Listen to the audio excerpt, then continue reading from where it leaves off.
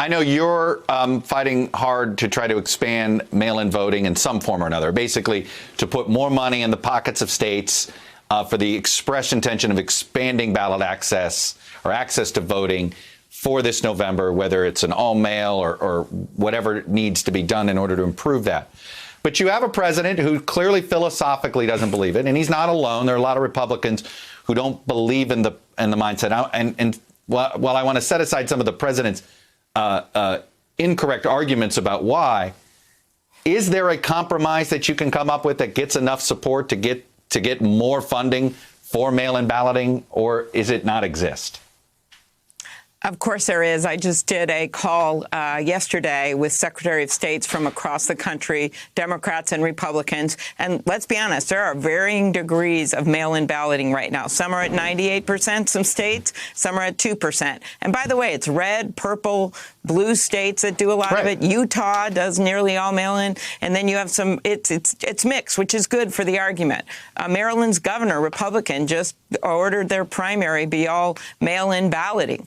So there's plenty of Republican elected official support for it because they know it's safer. So the issue is the agreement, I would say, is yes, get more money out there to the states to do it. Some will be enhancing what they have. Some will be building some new infrastructure. A number of them have to change the rules in a big way to make for early voting. But let me make one thing clear, Chuck.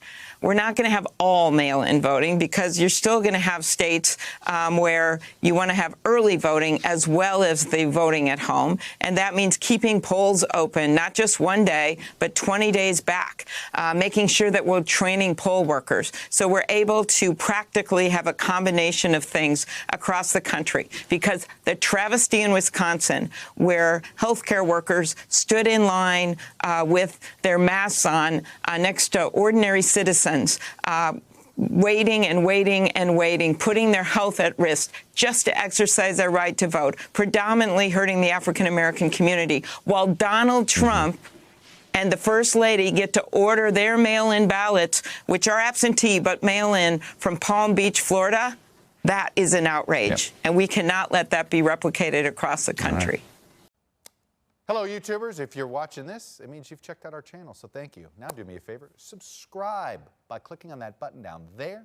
Click on any of the videos to watch the latest interviews and highlights from MTP Daily and MSNBC. You can get more Meet the Press content every morning in the First Read newsletter. If you're tired of content that you don't know anything about where it came from, you don't have to have that problem with us. NBC News, MSNBC, MTP, and the Meet the Press mindset right here for you on YouTube. Subscribe now.